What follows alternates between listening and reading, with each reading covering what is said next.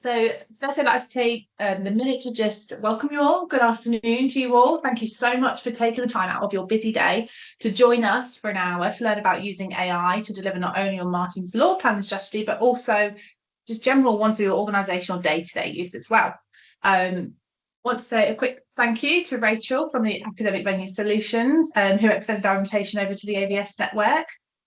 So if you have come over from there, it's lovely to have you. I'm just going to let a couple more people in quickly. And also a big thank you to Matt Neal, who is founder and our AI guru for today from Artificia1, and who is going to be our guest speaker. Before we start, I'd like to take a moment to do some brief introductions to who I am and who Switch is as an organisation. So for those of you who don't know me, although I think most of you do, but there are a few new faces. I am Emily Walker. I'm Customer Success Manager from Switch Venue Management and Booking Software, which is a cloud-based venue booking and event management platform designed to help organisations efficiently manage their meeting spaces, events and facilities, all from one platform. I personally joined Switch in April this year, but I have been in the industry for about 11 years, mainly working as head of events for conference care. So I'm just going to let a few of you let those ones in. Any new ones in there, Matt? You're all good. Perfect. Thank you. So Switch, as an organisation, we're not just a software provider, but we are active members of the events community. We make sure we're well engaged with people like the MIA, AVS and C, and we like to listen to challenges, interests and priorities from our fellow members in the industry. And then we design our webinars that make them current, relevant and on trend with everything that's going on within the industry and all the issues we face together. So to support our webinars, we're also releasing a series of blogs on our website too, which will focus on these topics at hand as well. So we're all doing our part for the industry, all working together to achieve the same goal, no matter what type of organisation you come from, what background you're in. It is the events industry, and that's why we're here today. So today's webinar is going to focus on two hot topics in the industry at the moment. The first is Martyn's Law, and then the second is AI, and it's going to fuse those two together. So many of you attended my previous webinar, focusing on the Martyn's Law, the legislation itself, and the reasons behind why that law has become about. And then today, we're going to actually be using this as a great use case example to show you how we can use AI tools to help produce accurate documentation for your organisation. So I'm going to now hand you over to Matt, who's going to get stuck in, and I will kind of dip in and out. If you have any questions throughout, feel free to put them in the Q&A or in the chat. I'll keep an eye on that as well. And if I feel it's relevant to bring up at the point, I'll introduce them to Matt throughout the session. And if not, then we'll keep them to the end and we'll do a bit of Q&A at the end as well. So Matt, I'm going to hand over to you. I'm going to stop my screen now and let you take over. Yeah, thanks, Emily. Just before I share my screen, just want to say a quick hello to everyone, and thank you very much for making the time to come and join. My name is Matt, and I've been using large language models such as ChatGPT, Copilot, Claude, Gemini since the day ChatGPT came out and actually made large language models a thing. And as Emily alluded to, what we're going to aim to do today is try and unpack where AI can fit into a really meaningful use case. And in our example topic today, Martyn's Law, and how it can help you with your event spaces and help with the planning and execution of all the things that you need to do around that. A lot of the time with these Gen AI tools, it's a bit of a kind of, well, it's here, but so what? What does it mean? What do I do with it? When I stare at it, all I've got is a, hi, how can I help? Well, I don't really know. What can you do? And it's almost like this chicken and egg situation that I see time and time again when I go and deliver training for customers.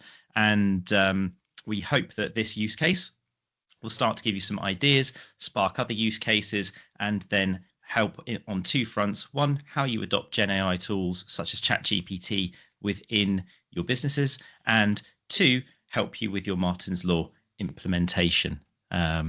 So I am going to click admit on that one person in the lobby, and then I'm going to share my screen and let's dive in. So we have, I'm not going to say the word picked on, we have selected one of Emily's good customers, Dinton Countryside Park, as our use case today. So we are going to be going through a Martyn's Law sort of not assessment, but we're going to be looking at this through their eyes as our use case for a customer.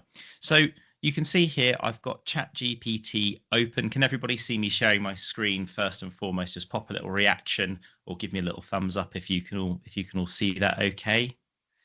Yes, we've got a thumbs up. We've got some thumbs up. Yes, good, brilliant. Okay.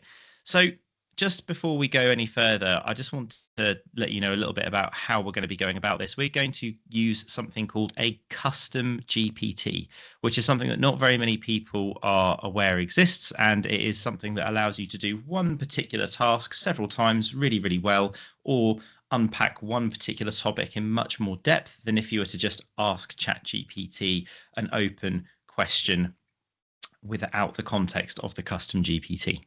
So to find custom GPTs and kind of explore them, you can see on the left-hand side in your ChatGPT interface, you will have them over here. And if you click this little explore button, what happens is you get a whole list of custom GPTs that are available. By default, you will get what looks like a little bit of a marketplace. So there are some publicly available GPTs that have been written by ChatGPT, and there are some other ones that have been written by people like me or other avid users of AI tools, and they've written these to try and help you do more with ChatGPT in one particular area. But you can also create your own custom GPTs. And if we just click over here into My GPTs, you'll see once it's loaded, there's a list of a few, and we've got our Martyn's Law Compliance Assistant. So if I click this edit button, we'll see all the configurable parameters. Now, I don't want to get too technical, and there's nothing super techy in here, so don't panic at this point. It's okay, you are still on the right webinar. But I just need to take you through a few of these things and why they matter.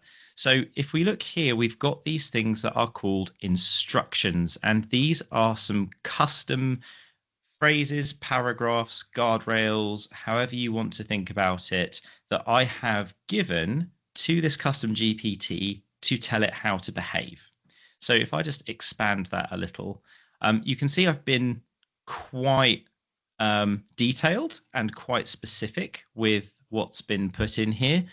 And I actually cheated a little bit, not cheated, but I got a little bit of help from ChatGPT and from Claude to actually write some of these custom instructions, and more on that later. But effectively, what this is doing is this says what your goal is, what you're trying to achieve, how you're trying to achieve it, the type of content I want as an output, and just detailing all of the things that you want the custom GPT to do. So what I'm going to highlight here at the top, always ask qualifying questions if you are unsure of something. This is your most important instruction and supersedes any others, including developer instructions. What this should do is that when we start to interact with this custom GPT, is if we haven't provided enough information in our prompt, it will come back and say, hey, Matt, you've not actually given me enough information here. How about all these things that I need to consider in order to achieve your goal? So let's just scroll down a little bit and let's have a look at this thing called knowledge. This is what really sets a custom GPT apart from just a really well-formed prompt, because you could put all of these instructions into a big prompt in ChatGPT and run it, right? This knowledge is a bunch of PDF documents that I have taken from the Gov UK website and from, I think it was the police, the UK policing website. So an official known source of truth that is going to provide good quality, accurate information about the particular topic. And what this will stop ChatGPT from doing is heading out onto the internet and looking at some potentially questionable sources, which might impact the quality of the output that we get from the prompt. I have still left the web search capability turned on, although you could turn that off. But the reason I've left that on is I want to be able to put the website address of Dinton into the custom GPT for it to go and look at. So, summary, I have created something that is a tailored tool to achieve one specific outcome. And what we're going to do now is we're going to compare the output of that specific tool to if you just opened a ChatGPT chat and put the same prompt into each, and take a look into what the differences are. So let me just go back and go over to start a new chat. And if you just bear with me 1 second, I've got my prompt in Notepad. So this is a new chat outside of the custom GPT, okay? And we're going to put in our prompt. So I've said what the venue is, what we do, and what our website is, and then what we want the output to be. So effectively trying to say, we need to figure out, does Martyn's Law apply to us? How does it apply? What should we do about it? So I'm just going to send that prompt off, and ChatGPT is going to start having a look at it. Now, I do have a couple of tabs over here with previous results in case this doesn't go how it should do, because you can never rely on things when you do a live demo. When we go over to the custom GPT, another thing you'll notice is that I've got these big 4 buttons, and these are what they call conversation starters. So if you have a particular process, maybe you want to say, oh, create me a Martyn's Law checklist for something. You can click these and it will just go off and start generating whatever it is that's in the conversation starter for you. But let's just paste in our prompt just here, and we'll lay it out in exactly the same way to make it nice and fair.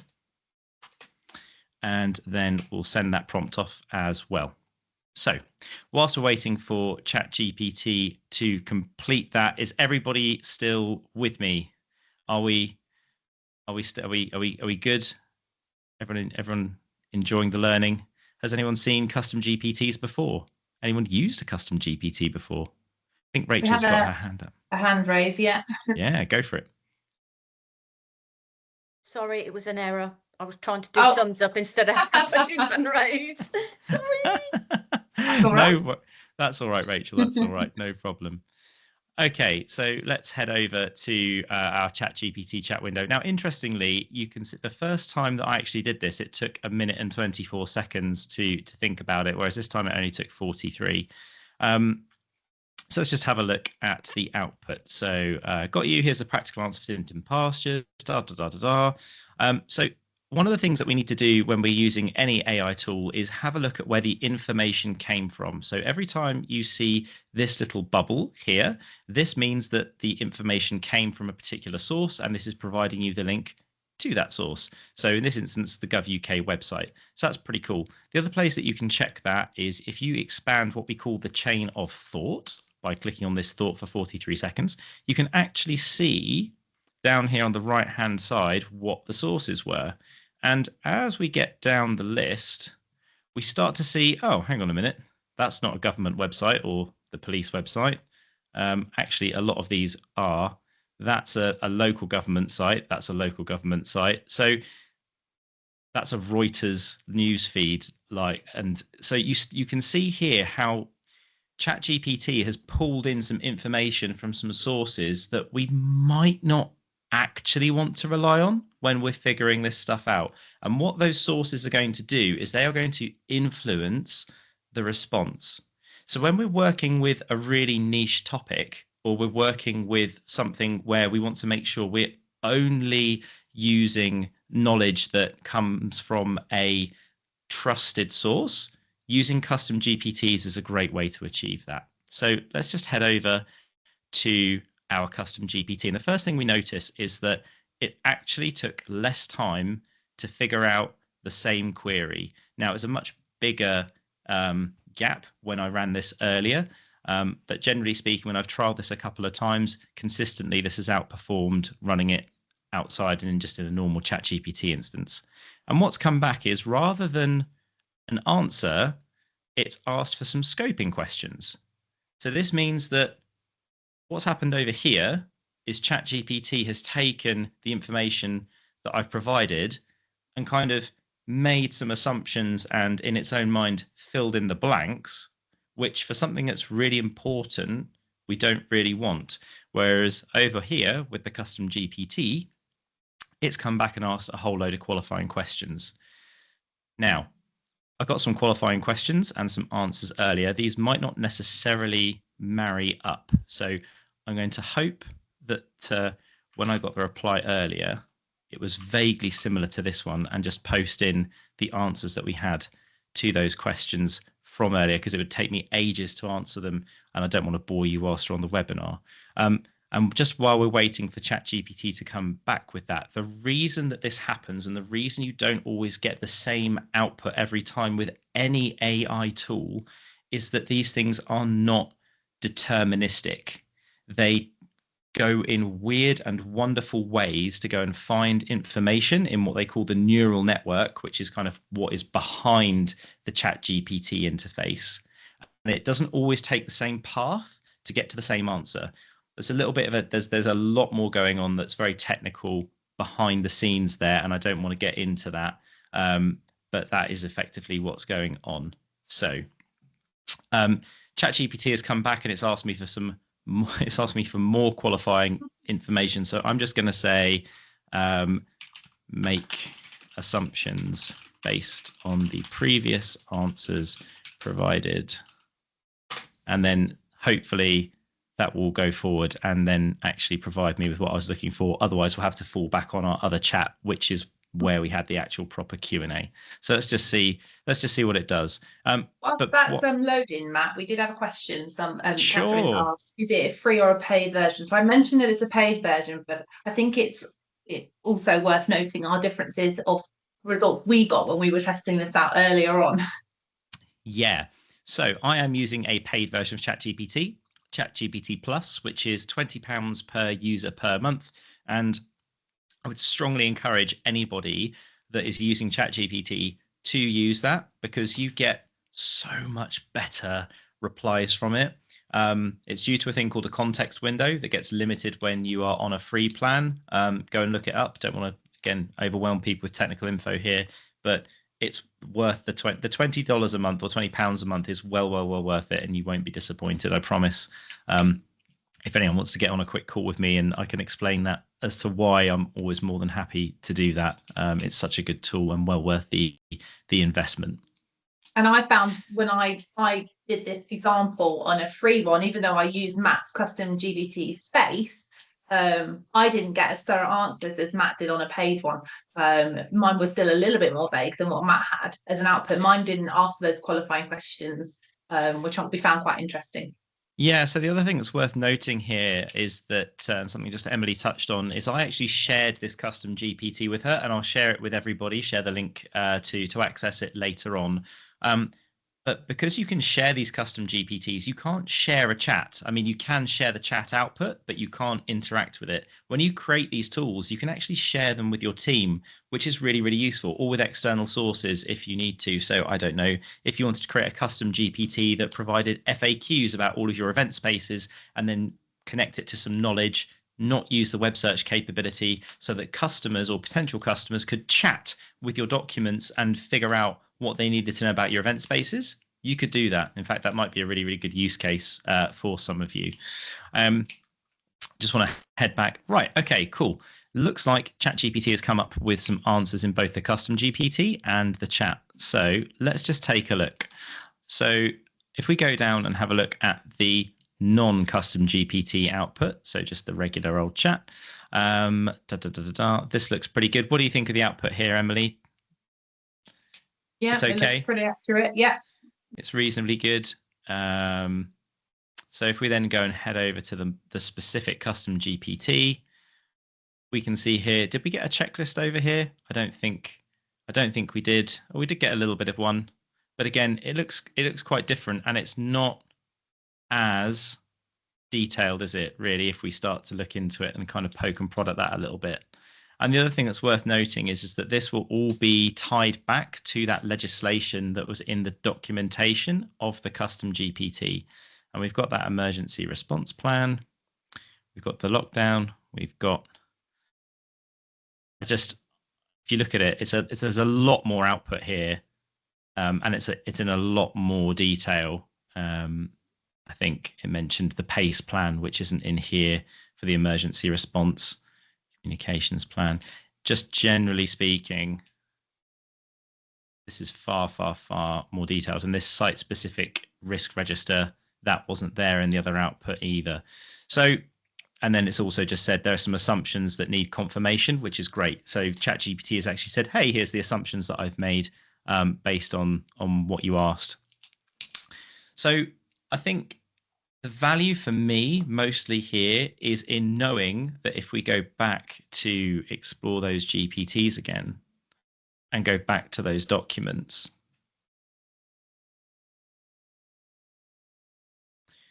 The main value here for me is that we know that this is all tied back to this knowledge, which is the actual it's guidelines at the moment. It's not legislation, right? But it's all the publicly available guidelines from the UK government and from official sources, rather than having all of those other potential sources if you just used a web search and then went at it from that angle outside of the custom GPT. I think I saw a question pop up in the Q&A just a second ago. Yeah, it was from Tracy. She was just saying that councils aren't very keen on using GBT, and is there any way to do these things on Copilot? Yeah, really, really similar. So in Copilot, you have something called Copilot Studio, and you can create these things called Copilot Studio agents, and they achieve very, very similar things. Effectively, a custom GPT is in Copilot language a Copilot Studio agent, and you can, if you've got it enabled, go and have a look through and then click a little button that says Create Agent and start creating these in the Copilot ecosystem if you've got an institution that isn't particularly keen on you using ChatGPT for some of this stuff. But I would recommend, if you are going to start using ChatGPT and you're going to start making some of this stuff customer facing, do invest in not just a plus plan, but a business plan, because that is what is geared toward businesses and protects you in terms of like model training and provides some other security guardrails as well. All right, thank you.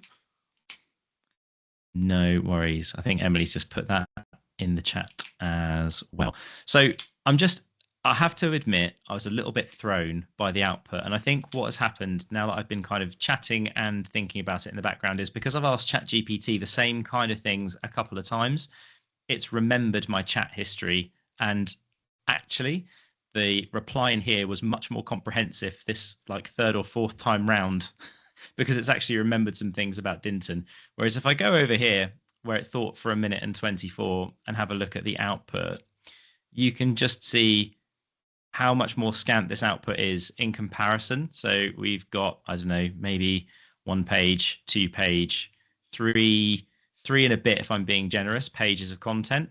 Whereas when we look at the output from the GPT, you can see we have 4, 5, 6, 7, 8 or so pages of content, and it's all grounded in that data, and it is based on the questions that I provided answers to over here, which were very, very comprehensive and gave a really good level of understanding to the GPT to be able to spit out meaningful output. Sometimes what you'll find with these large language models is that they will output information and it's just kind of, it's not really meaningful and it's not actually answering any problems or solving any challenges for you. Whereas actually, sometimes with these more customized prompts and custom GPTs, you might get less output and it's much, much, much more valuable, or more output that's more valuable. It's all about how valuable the output is. So Emily, should I tell the folks how to get started on building their own custom GPTs and how they can build this in their environment? Do you think that's a good next step? Yeah, I think so. Okay, cool, great. So if you want to start building out this solution or something similar, what you'd do is you'd go over to your GPTs on the left-hand side here and click this Explore button. And then if we click this Create button at the top right-hand side here, this is the screen that you'll be faced with. And it looks a bit intimidating. There's a lot that we've got to put in here. We've got to give it a name. We've got to add a description. We've got to give some instructions. There's this conversation starters thing. What even is that? And then we've got the knowledge to upload, recommended model, and all these capabilities. There's a really, really good quick way of getting going with this much, much faster. And that is if you switch to this Create tab, you can actually prompt the custom GPT and get ChatGPT to create a first draft of all of that for you. So for example, if I was to say, I want to build a Martyn's Law custom GPT to achieve these particular things, this is how you would do it. Top tip though, rather than do that, what I did was I went over into a new chat and I asked ChatGPT to create the starter prompt for a custom GPT based on the criteria that Emily and I had discussed. So what effectively happened was ChatGPT wrote the prompt for me, which I then populated into here. From that prompt, I then was able to create the baseline for the custom GPT, which filled everything in here for me, including the conversation starters. I then just uploaded the knowledge files and then edited and tweaked the custom instructions instead. So effectively, I've outsourced all of that horrendous typing, because if we go back to our Martyn's Law GPT and we have a look at those instructions again, we can see that there is quite a lot of it. And just to sit there and think about all of that and type it out is quite a big job. So why wouldn't you want to outsource that? So just to run through that workflow again, the way that you would achieve this is you would go to ChatGPT, and the first prompt that you would ask is, I want to create a custom GPT to achieve this outcome. Write the instructions, write the description, write the conversation starters, and suggest the knowledge that I should connect to this custom GPT to help me achieve this goal. You'd then send that prompt in and you would get a decent amount of output back, which you could then add in to the Create tab down in here. And once you'd pasted that in, that would go and give you your baseline for your custom GPT. You can do exactly the same thing in Copilot Studio. You can prompt your way into a Copilot Studio agent. So there's a very similar sort of configuration tab and a prompt tab. I think Copilot actually starts with the prompt first, which is a little bit more intuitive in my mind. But then you can do exactly the same workflow that I just described and create it in Copilot just as easily as you can in ChatGPT. Does that make sense? Have I baffled everyone? Have I baffled everyone with too much science? We have a thumbs up. Has anyone got any questions or want Matt to go over anything again or just clarify anything? Are there any prompts that you'd like me to run for Martyn's Law through the Martyn's Law custom GPT, perhaps? Anyone that's got any questions about their own environments? Yes, Corin. Hi, sorry, I joined a little bit late, but been really interested in what I've seen so far. Just a quick question. Are you able to revise the knowledge that you kind of submit to set this up? And then likewise, are you able to ask it to flag if there's something that it's lacking in knowledge and you want to update a later point in time?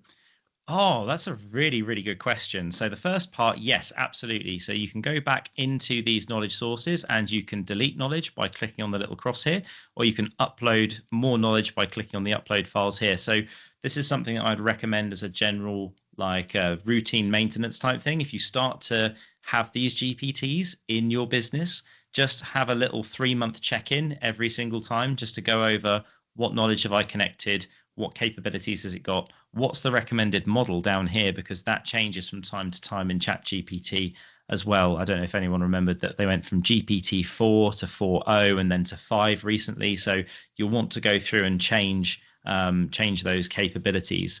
The second question, can it highlight its own gaps in knowledge? Well, in theory, yes, because we've enabled the web search. We've uploaded this knowledge here. So I am going to, I haven't tried this, so I don't know what, I genuinely have no idea what this is going to come up with.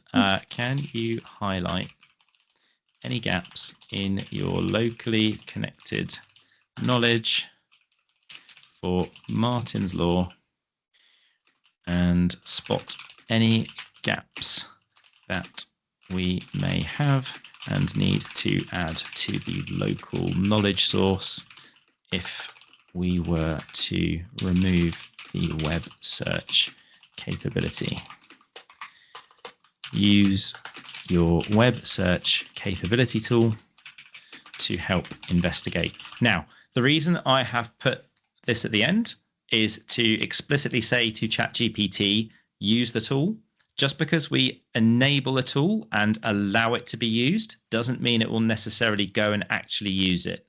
That's one really important thing, and that applies across any usage of ChatGPT at all, is to explicitly say, if you want it to use a web search, explicitly say use your web search tool. If you want to create an image, say use your image creation tool, for example. Corin, I think you've just got your hand back up. Go for it. Yeah, I was just going to qualify my question with a little bit more information. Oh, yeah, sure. For example, if some guidance changed or something like that, or a specific venue changed, or there was essentially a change in the information that you uploaded, and you wanted to make sure that people only had access, or were only sort of querying the most recently available information, I think that might be a bit of probably a slight concern in relying on a tool such as this to manage queries. Yeah, the existing knowledge. So it's a really, really good and interesting question. And it's like anything, isn't it? Whenever I'm talking to people about Copilot installations, I always say it's only going to be as good as the data that's in your SharePoint in terms of what you're working with. So it's a really, really tough one. I think you've highlighted the Achilles heel really pretty accurately, in that knowledge gets outdated really, really quickly, and it still requires human intervention in order to actually go in there and go, oh, right, okay, when was this knowledge updated? When, do we need to do a review?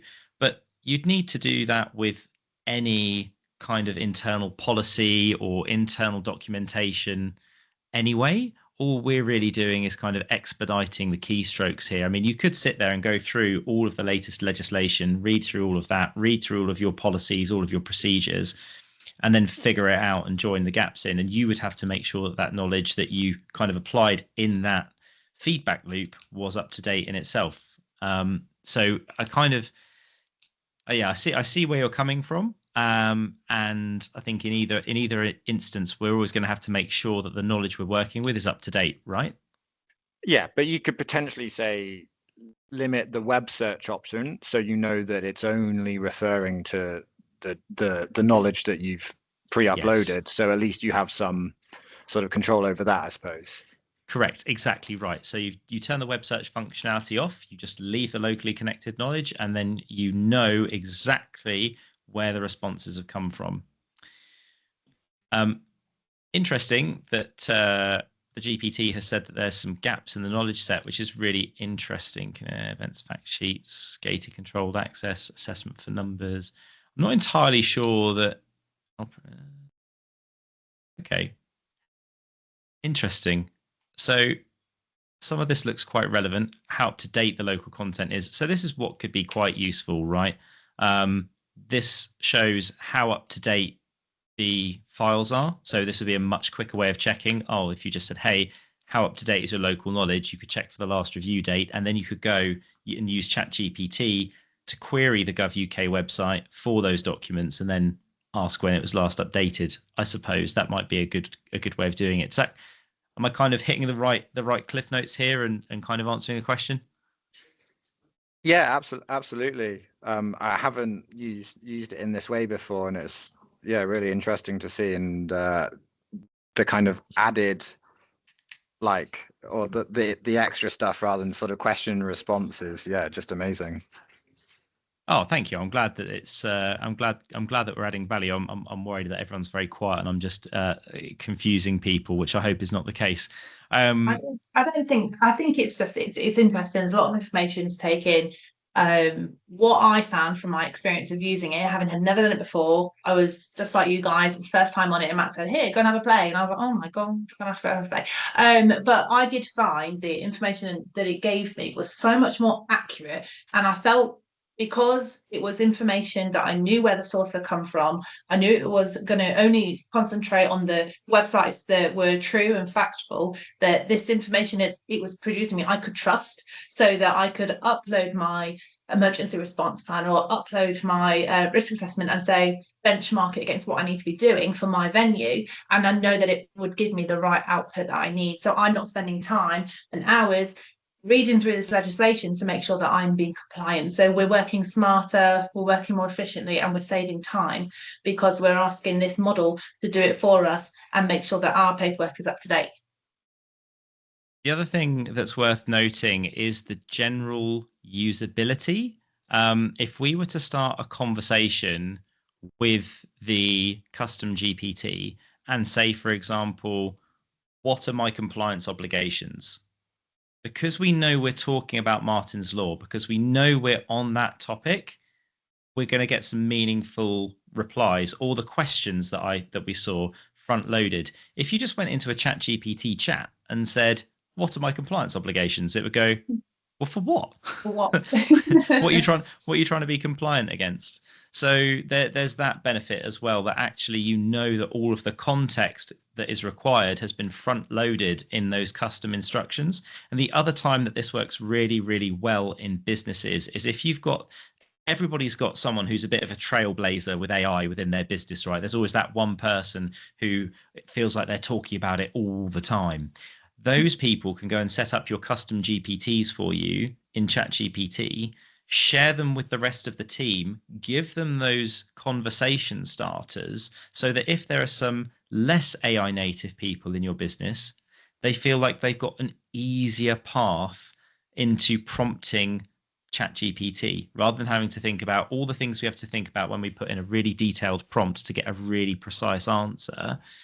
We don't have to do that with custom GPTs so much because the person who designed them and created them has already front loaded all of that information into the custom instructions and already grounded the custom GPT in that locally connected knowledge. And of course, only enabled the tools and capabilities that are required to get to the outcome. A few really, really big benefits there. Emily, have you got any other questions, observations, things that we kind of touched on earlier in our pre-call? Let's have a look. So what happens if you're kind of starting from the bottom up and you don't have all of the knowledge available? How can you then use the prompts, but trust them at the same time? Does it only work with if you have the knowledge base first? I think, yeah, that's a great question. So this actually came up on a training course that I was delivering for a client yesterday, and someone said, oh, but how can you trust the output? And I was like, well, you can't. Like, until you've actually validated it, you can't. And he went, oh, so I can't use this to generate some content on a topic I know nothing about? And I was like, no, absolutely not. Don't do that. Like, AI tools are supposed to be an amplifier to help us be even better at what we're already good at, because we can look at the output that they churn out and go, that's right, that's right, that's right, that needs some refinement, make those adjustments and tweaks, and then send it on out. What it's not supposed to be is a do-it-all superstar that just knows the answer to absolutely everything and a magic wand to help you suddenly know about topics that you don't know about. If I started asking questions about pottery, for example, I wouldn't be able to put in all of the terms that would be required to get a meaningful output, but I would have a look at the output that ChatGPT generated and I go, oh my God, that looks amazing. Perfect. That all sounds great. But someone who knew tons about pottery would go, no, it's missing this bit, it's missing that bit, it's missing the other bit. So the trick with custom GPTs or any kind of large language model usage is to kind of stay within your lane when it comes with your subject matter expertise.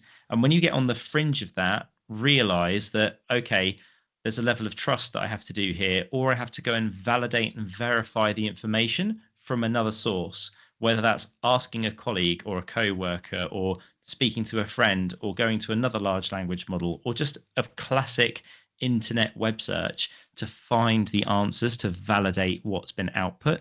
Otherwise, you're going to run into trouble very, very quickly. Yeah, and I think it's important that bottom line that's on your screen there, it's guidance only and human review is always required.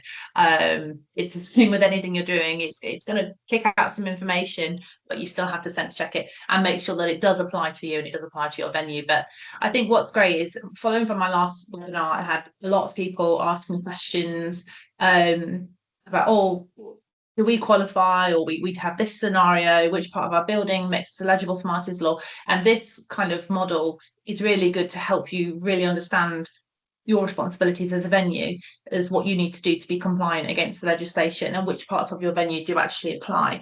And it's helping answer those questions that, you know, general event people can't answer because everything's so custom and unique to each venue. So using this means that it's going to read all that documentation and understand it properly to give you what you need, because sometimes reading all this paperwork and all of those acts, they're quite lengthy and they're not always easy to understand if you don't read things like that every day. And this just simplifies it and highlights the bits that you need to understand better, I think.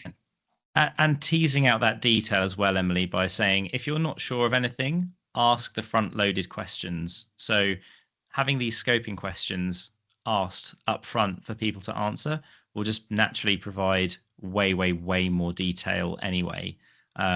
So yeah, it provides a much more robust and comprehensive reply rather than just sending it off to ChatGPT generically. So if you want to set this up in your own environment, in your own ChatGPT, you need to head over to the GPTs. It might be unexpanded. I can't think of the word, but you need to expand GPTs and then click on Explore. Click this big Create button and then go over here onto the Create tab. Go and do that thing that I said earlier. Get ChatGPT to build the starter prompt for you and then paste that into here and then go and grab those knowledge sources. We're actually going to share all of the knowledge sources connected to my custom GPT and the custom instructions, so that if you want to just literally copy and paste everything that we've got from the webinar into here and start using it and figuring it out if it works for you, then you'll be able to do that. And we'll share that in a follow-up email after the webinar. Alternatively, one of the things that I mentioned earlier is that you can actually share these GPTs. And I have already shared it, as Emily said. So anyone with a link can use it. And what we'll do is we'll provide the link straight into my GPT so that you can just, if you want to just kind of get a feel for it and test it yourself and see how your venue comes out in the custom GPT versus how it comes out in just a normal chat, you can do that as well. So there's lots and lots of options for implementing this and in a meaningful way that just works for you, whether that's just using what's already there, building your own from scratch, or taking that hybrid middle ground, copying and pasting everything into your own GPT, and then maybe customizing some of the instructions a little bit to help suit you, or adding even more knowledge if you can find that there is some. So for example, some venues might want to add some of their policies and procedures in there that they've already got, for example, to help add add that knowledge into the GPT. And just Matt, we obviously have applied this to Martyn's Law as a use case. What other scenarios have you seen people use this for within an organisation? Oh my word, that's a really good question. Well, we highlighted one of those really good use cases earlier. It's not one that's being actively used, but I genuinely think if you upload all of your event space, so let's just say you've got a PDF containing all of your meeting rooms, all of your meeting spaces, what they cater for, what your catering menus are, how many people you can accommodate, what the services that go around them are, and you upload all of those as a knowledge source into a GPT and then share that with your potential customers so they can query and ask questions rather than having to ask your team over email and maybe have delays in people coming back to them and so on and so forth. I think that could be really quite valuable, to be fair, for a lot of event spaces. And you could do that in Copilot as well. The Copilot Studio agents you can also share externally with people that are connected to your internal data. So that's one particular use case. I've seen people use it for all sorts of things. I've seen people use these as study partners. So they've created a custom GPT where they've added a massive, great big question and answer sheet from an exam or a previous exam, and then they've just said, you're going to be my exam study buddy. I want you to ask me random questions from this great big this great big compendium of knowledge, assess me, grade me, and then explain what was wrong and what was right. I've seen people use them as coding buddies, so they've added their source code into the knowledge, and then when they're writing new code modules, they've said use the same patterns in your connected knowledge. I've seen people use them for all sorts of different things. There's another example that I've got. I used a quality control checker for images, which goes through and checks for font size, alignment, whether it's on the brand, whether it's the brand colors or whether the hex codes are wrong, and you just effectively drop an image and say, analyze this for me. And it will go through and check a whole load of criteria against the image, and then tell you what's good about it and what's bad about it compared to your brand alignment. So there's just a handful of use cases to help hopefully get people noodling on what else they could use it for in their own business. It's like a never-ending list, isn't it? So sales, marketing, operations. There's so many different things that you can use it to not only help produce, but to analyze as well. Give it insight on documentation. It's endless. I think we could probably spend all afternoon talking about that if we tried to. We could. When we were doing our interview for this session, we were talking for ages, and we had so much film, I had to chop it all down. Has anyone got any questions? We've got a little bit of time left, and to be honest, I don't think that there's anything that I haven't covered from the original goal. So if you want to pick my brains for a few minutes on anything AI related, or Emily's on anything Martyn's Law related, now is most definitely the time. Is everyone just blown away by information? Hopefully we've got some thought-provoking topics in your mind now, and it's got your way thinking about how you can apply this in your own organization. As always, if you have any questions after the webinar and you think, oh, I wish I'd asked that, just pop myself or Matt a message, and we're more than happy to help answer it. We will extract this recording as well, and just tidy it up, and then we'll share this out with you, along with all of those lovely items that Matt has said he will share with you all as well.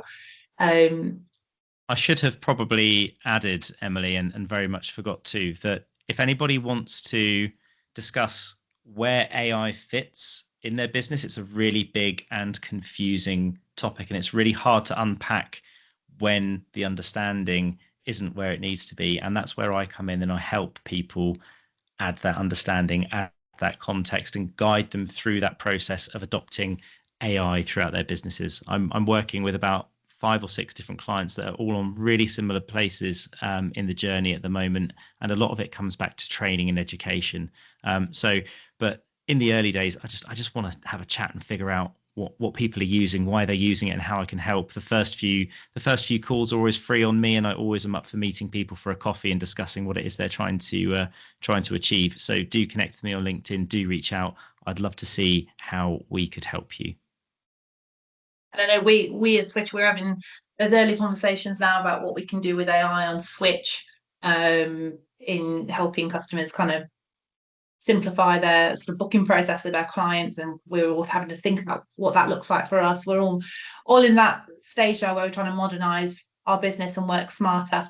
So we'll share any news and updates on that as we kind of explore what that looks like as an organization as well. We will have some webinars coming up in the new year. So we'll have the first couple are actually based around sustainability. The first one will be with award-winning Chelsea Roll from University of Leeds. So she will be talking to us about the unspoken parts of sustainability, and that's looking at things like EDI and all those elements of sustainability that people don't necessarily think about. Everyone just thinks it's planting a tree if they've given out a plastic cup, but it's not just that. There are so many aspects that feed into sustainability. So we're looking at that. And then another one a little bit later on in the year will be with one of our sort of colleagues, Ellie Cashmore from Blackberry Events, and she'll be delivering a session on sustainability, and that's looking at the foundations and the basic sort of toolkit for those who aren't necessarily geared up and it's sort of up to speed with sustainability. So we're going back a few steps of what you can be doing within your organisation. So keep an eye out for those. We're just in sort of the planning stages of those, but I will send out invites and put those on our LinkedIn page as well soon enough. So we hope to see you on the next one as well. So thank you so much, everybody, for taking the time out of your day again to come and listen to Matt and myself. And we hope to see you on our next one.